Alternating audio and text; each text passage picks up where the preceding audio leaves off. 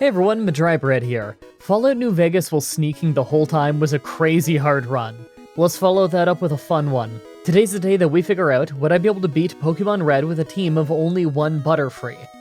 Butterfree is one of those Pokemon that you'll usually end up ditching after the early game.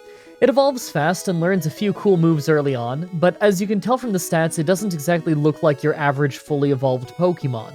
By level up, we get Confusion early to help with the Rock Gym, and Stun Spore could help us in a rough fight, but those moves won't cut it in late game. Sleep is pretty strong in Gen 1 though, so Sleep Powder might be a keeper. With TMs, we can at least pick up Psychic for a decent attack, although we're Bug and Flying type. Not only does that mean that we have absolutely no moves with the same type attack bonus, but we also have a lot of type weaknesses. Like always, I'm writing this script as I go through with the challenge, so all this part is being written before I've started. Everyone comment down below and guess if I can win or not. I'm confident that I can win, I'm just interested in seeing what level I'll end up at. Let's explain the rules. In combat, I can only use Butterfree. I'll need other Pokemon to use HMs, but I won't be allowed to use any of those Pokemon in battle. No glitches or exploits, no items in battle, only Pokeballs, held items, and items outside of combat are allowed. Also, if you enjoyed the video, be sure to like, subscribe, and ring the bell for more. Let's do this. So right off the bat, I used the Universal Pokemon Randomizer to replace Bulbasaur with Caterpie so that we can do the whole run with it. I picked to replace Bulbasaur so that our rival would have Charmander, probably the hardest for us to fight. I name him Beedrill, as if I have to explain why. Also, we're starting with a Caterpie and evolving him ourselves because it just seems more fair, why not? I mean, he becomes a Butterfree at level 10 anyway, so it doesn't matter that much. Naturally, right away, we're grinding.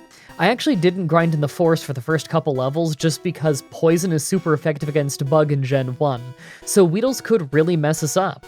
We actually faint a few times, Caterpie is just that weak. If anyone's wondering why I've not done a Caterpie run, it's because there's no way it'd be possible without items in battle, as far as I know at least. Nor would the fights be all that interesting. We're Caterpie though, so we level up super fast, becoming a Metapod before we even chose to fight the first trainer. By the time we're leaving Viridian Forest, we've already evolved into a Butterfree. Butterfree's in the medium-fast experience category, so that saves us a little bit of time. We still had to grind up to level 12 to get Confusion, though. Alright, level 12, and it's time for Brock. I know our level isn't great, but I figure it's worth a try since their special is going to be terrible, and they don't actually have any rock moves. Good thing that they don't, because we're double weak against rock.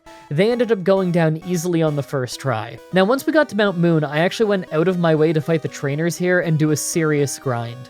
Normally I don't bother with the trainers in Mount Moon, even if I grind here, but I figured that the change in scenery would be pretty nice. Plus, Confusion makes pretty short work of just about everything in here. On my way through, I took the Helix Fossil. I knew that if I didn't say what I took, you'd all ask. Actually, now that I think about it, everyone ask anyway. Comments are good for the YouTube algorithm. You know, I should probably just actually not say it one of these times and see if you actually do all ask anyway. Maybe one day. On the other side, I went straight after our rival, knowing that we can't take out Misty yet anyway. The battle was a first try, but it wasn't exactly an easy one. We would have lost if they used Sand Attack, but they didn't, so we won. Now, normally I'd do the Misty battle next, but I actually decided to go do the S.S. first. Misty has a Starmie that would resist Confusion, so I'd like to put that off until after we fight the trainers here. Plus, I think we can actually take on the rival. Speaking of, we totally destroyed his team and learned Psybeam in the process. That's pretty sweet. It's a small upgrade from Psychic, but it'll do the job for a little while. Right, so we have to go do the Water Gym before we can progress. We were doing pretty little damage with Psybeam, as I predicted, but she just picked random moves and Stun Spore worked great, so it was actually really easy. We're part Flying type, so I don't really want to go after the Electric Gym just yet, so I go through Rock Tunnel first. Sometimes the hikers are an issue here, but Psybeam does a good enough job that we get through. On the other side, we pick up the TM for Psychic. Psychic is going to have to be our main attacking move this run. I also use the 2 power point ups from Celadon on Psychic.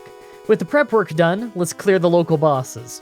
First I do the Grass Gym since she's got some poison types, as I'm sure you'd expect it was a breeze. Giovanni didn't even land a hit on us before we could take him down, but he's rarely an issue here. Before Pokemon Tower, I took a detour to finish the Electric Gym that we skipped over earlier. We did get hit once, but we didn't take any serious damage. We're pretty overleveled for this gym from all the trainer battles. And with that done, we get to the rival. Like usual, the Pokemon Tower rival fight just isn't an issue. He doesn't really get tough until he shows up in Silph Co. This whole middle section's actually going really well. Speaking of Silphco, it's open now, but I decided to go do the Poison Gym first. Bug is weak to Poison in Gen 1, but we have Psychic, so we might just end up sweeping them. Then we can try the Fire Gym early and see how low of a level we can beat it at. I expected the Poison Gym would be a breeze, but we actually almost got taken out near the end thanks to Psychic missing due to the 256 glitch.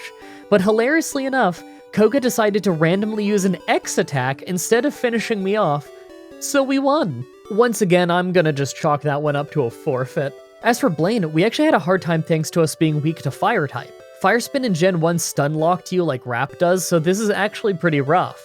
On my second attempt, I tried using Sleep Powder. After watching Rapidash wake up from it 100 times in a row, we actually got a pretty simple victory. Sleep in Gen 1 was pretty crazy. You didn't get to attack on the turn that you'd wake up on. Here's our stats going into Silphco. We're level 50, and our special is our best stat, so at least there's that. Still, Psychic hasn't exactly been one-shotting much on our way here. Let's see how the rival fight goes. Alright, rival time, and this one is tense. Pidgeot starts off easy with a 2-shot, but second is Execute, who we have to take a few tries at. He doesn't hit hard, but he can poison us, so we needed a run where he didn't. Water Onix only bit us, so we were okay, and next was Alakazam. We had to put him to sleep and tackle him down, because our Psychic would do almost nothing, and Alakazam is a crit machine. We should probably replace Tackle with Swift at some point. Last was Charizard, and we could have easily lost this, but we put him to sleep, lowered his special with Psychic, and finished him off. That was close. Giovanni, by contrast, was a total no-damage sweep. I always thought that it was so weird that they put the rival fight right before a second Giovanni battle, especially when Giovanni is so much weaker. With that done and the Psychic Gym next, I go ahead and get Swift to replace Tackle. It's not much stronger, but at least it doesn't miss. We just need something physical for when we fight Psychic types. Okay, only 2 gyms to go. First for the Psychic Gym. It wasn't too bad overall, but we did have to put both Kadabra and Alakazam to sleep. Swift can't one-shot anything here, and I don't want to play the crit lottery all day. Last is the Ground Gym, but it was not only an easy first try, but it was an easy first try even after missing half our moves from Sand Attack. Giovanni really has no excuse on this one. Before we can get to the Elite Four, we have to deal with our rival again, and this one took a few tries. As you can see, we don't deal very much damage to pretty much his whole team. Despite Psychic being the all-around best move we can learn, it's still not super strong, and we have a very small level lead at this point. The only reason we got through this is because Sleep is really strong in Gen 1. Here's our stats before the Elite Four. I don't really have a good feeling about this. We're going into an ice battle with a flying type, and our stats aren't great. We don't really have a big level lead either, and Slowbro and Jinx will resist Psychic. Because of that, I decided it was just best that we grind early. I'm sure we're strong enough for Bruno and maybe Agatha, but we'll never get past Lorelei at this rate. The only clear upgrade we can make to our moveset is replacing Stun Spore with Double Team, but I don't think we'll need that thanks to Sleep Powder. 10 levels later and we're level 70. Not the best stats in the universe, but I think that we could at least start making attempts now. Make your final guesses on if we can win this or not. Let's do this. First is Ice Trainer Lorelei. It started off with a very long war with Dugong, as we didn't do very much damage and he just kept holding on. I was pretty worried about how the rest of the fight would go, especially after Cloyster did some serious damage. From Slowbro onward, we just had to spam Sleep Powder because we did so little damage that we just couldn't survive without it. The most shocking part, though, was thanks to a crit, we didn't lose to Jinx. Plus, Lapras never landed a hit, so we actually ended up winning. I really thought we weren't ready. Second is Fighting Trainer Bruno. By contrast, he was just a total one-shot sweep. No issue at all. Third is Ghost Trainer Agatha. She was almost a one-shot sweep until Gengar hit us with Toxic near the end. Thankfully, it was at the end of the fight, so it didn't matter. Fourth is Dragon Trainer Lance. As you'd expect, this one's a Sleep Powder heavy fight. We can't take many big hits, but it still didn't take long to beat. Lance rarely picks great moves, so we actually ended up winning on the very first try. It could have gone either way. Finally, the Pokemon Champion. First was Pidgeot, so I didn't take any chances. I put him to sleep right away, then took him out with Psychic and Swift. Next is Alakazam. Psychic won't really work here, so I just put him to sleep and hit Swift till he goes down. Rhydon managed to hit us with Tail Whip, but 2 Psychics took it down. Fourth is Executor, and we put him to sleep right away. I didn't want to get stun locked or afflicted for this fight, so there's no way that we can take him down quickly. It took a ton of hits, but Swift took him down. Water Onix went down quickly thanks to never waking up from Sleep Powder, and last was Charizard. We hit Sleep Powder and he instantly woke up. but I didn't notice and hit Psychic. Because of that, he nailed us with Fire Blast for more than half of our health and damage. I went to finish him with Psychic, but he held on and hit Fire Spin. I was paranoid I would stand until we fainted, but as soon as it ended, we hit Swift and got the win. That was a pretty fun run. It feels good to get past the Pokemon Champion below level 85. Shorter runs mean that I can get ready for longer and bigger projects, like next week's challenge. I really hope that you guys like that run. For next Saturday's Pokemon Challenge, we are finally getting back to Gen 5, I think it's like the first time in a year or something, when we do Pokemon Black with no new moves. As always, I'm looking forward to your suggestions in the comments, in the challenge request section of my Discord channel, and on Twitter. Subscribe, ring the bell, stay tuned. If you want to see me do more challenges like this, please let me know in the comments or on Twitter. I can always use more ideas from you guys on what I should do next. Also, check out the playlist in the description if you want to watch all the Pokemon challenges that I've already uploaded. If you guys want to see more Pokemon stuff from me, my friend What a Geek and I have done randomizer playthroughs of Heart Gold and Soul Silver, Black and White, Red and Blue, and now we're doing Omega Ruby and Alpha Sapphire over on his channel, linked in the description. I swear we will continue that at some point.